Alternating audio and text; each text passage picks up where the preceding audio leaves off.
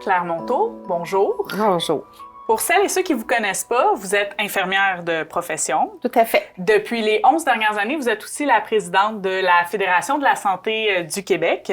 Et au cours des prochaines semaines, vous vous apprêtez à vous retirer de vos fonctions pour une retraite bien méritée. Après tout près de 40 ans de militantisme syndical. Oh mon Dieu! Et ce sera l'objet de notre discussion ensemble aujourd'hui, donc votre vie de militante. Peut-être qu'on peut commencer par le commencement et nous expliquer qu'est-ce qui vous a poussé au départ à vous impliquer syndicalement, puis nous faire un petit survol de votre parcours syndical. OK. Moi, au début, là, je ne me définissais pas comme « je suis une syndicaliste ». Moi, ça c'était pas... C'était comme un titre, c'était comme quelque chose, puis je cherchais pas ça. Moi, ce qui m'a animée, puis ça a toujours été comme ça dans mon milieu de travail, c'était « on va se faire respecter ». Les infirmières, à l'époque, dans le syndicat, il n'y avait que des infirmières. Maintenant, on a des infirmières auxiliaires, des nanothérapeutes, mais à l'époque, nous étions des infirmières. Il y avait comme la notion très hiérarchique de servir. Bon, servir le médecin, servir, puis être au cœur, puis avoir la vocation. Et ça, pour moi, il y avait un petit quelque chose qui ne marchait pas. Oui, donner d'excellents soins, ça, aucun doute. Mais est-ce que pour ça, il ne fallait pas se faire respecter? Là, ça ne passait pas la rampe. Fait que là, moi, là, j'étais avec l'équipe et mes collègues. Là, non, là, ça ne marche pas, ça, on fait ça, bon. Toujours un peu dynamique, naturellement. Et là, les filles ont dit, écoute, Claire, il y a une réunion syndicale, tu vas aller nous représenter, t'es bonne. Pas de problème, hein? Là, je suis partie là, mon petit cahier, mon stylo prête, là, puis là, c'était sérieux, là. Et c'est là que j'ai eu la piqûre. Je me suis dit, mais c'est par ce chemin-là qu'on va se faire respecter. C'est par ce chemin-là que je veux m'investir pour arriver à se faire reconnaître pour ce que nous sommes et non parce que nous avons une vocation. C'est là que ça s'est passé. Puis si on faisait un petit retour sur les différentes fonctions, là, de façon... Ben écoutez, je suis rentrée dans le syndicat tout de suite, administratif, des postes administratifs, vice-présidente, secrétaire et présidente. Et qu'est-ce que vous diriez, qu'est-ce qui a changé le plus dans votre quotidien, là, de votre quotidien militante, en fait, il y a 37 ans, là, exactement, par rapport à votre quotidien militante aujourd'hui? Est-ce que c'est différent? Énormément. J'ai envie de dire, je pense que c'est passé de là à là, c'est les extrémités. Au début, là, c'était des petits centres. Tu allais rencontrer les membres, tout le monde se connaissait, on mangeait ensemble, on était dans la cafétéria, on voyait tout le monde. Même que tu rencontrais le directeur des ressources humaines, la directrice des soins infirmiers, ou la PDG.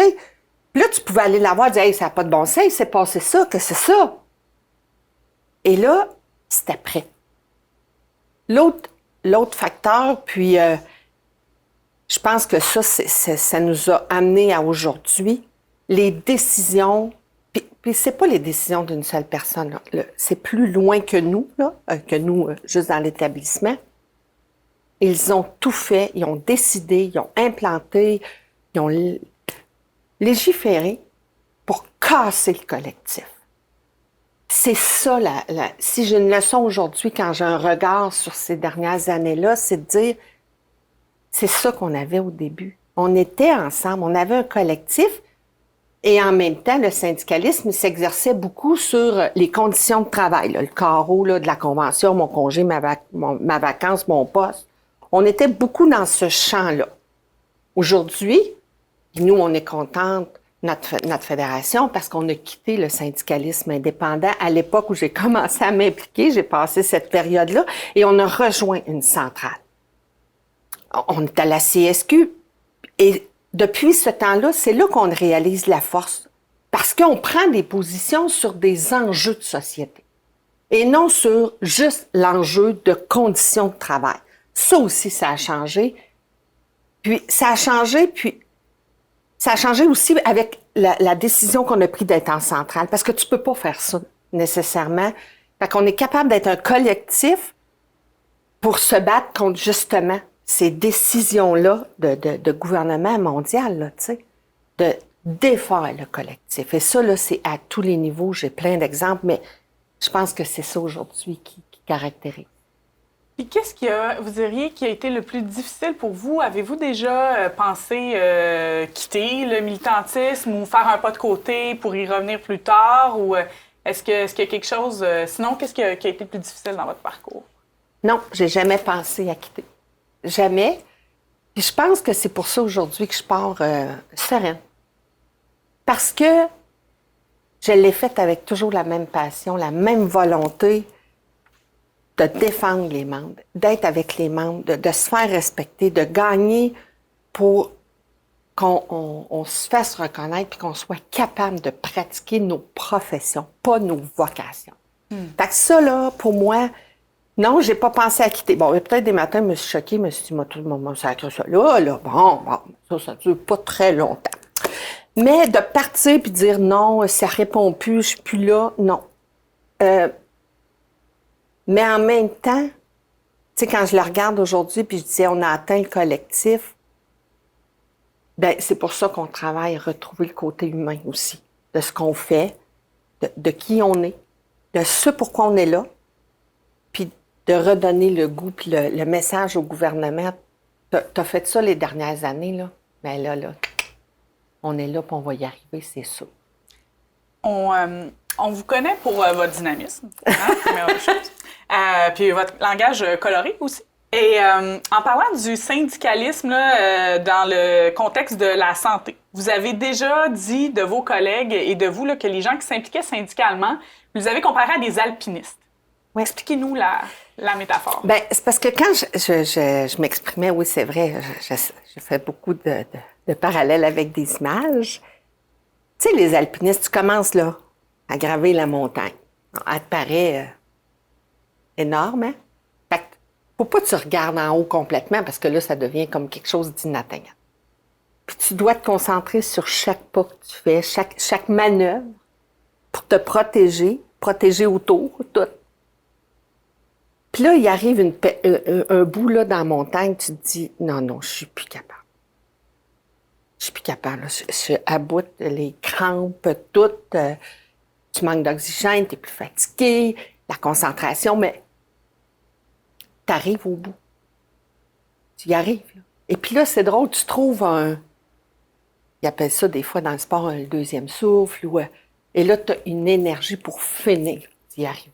Ben c'est ça l'image. Tu y arrives. Faut pas lâcher. Là, on est peut-être dans la période où on a des crampes. On est fatigué, là. Puis là, on voit le sommet. Il en reste encore un peu, mais est-ce qu'on va y arriver? Oui, on va y arriver. Mais une fois arrivé, c'est beau.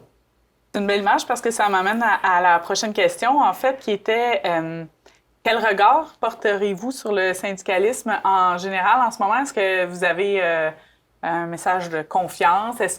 Comment vous voyez ça, justement? Ben oui, j'ai un message de confiance parce que moi, je suis convaincue que là, on a décidé là, de passer au deuxième souffle. On a décidé d'oublier les douleurs, d'oublier où on est, d'oublier juste cette fenêtre-là de la montagne pour dire « j'arrive ». Là. Puis, parce qu'on est capable de dénoncer aujourd'hui. Parce qu'avant, on n'avait pas les réseaux sociaux puis tout ça.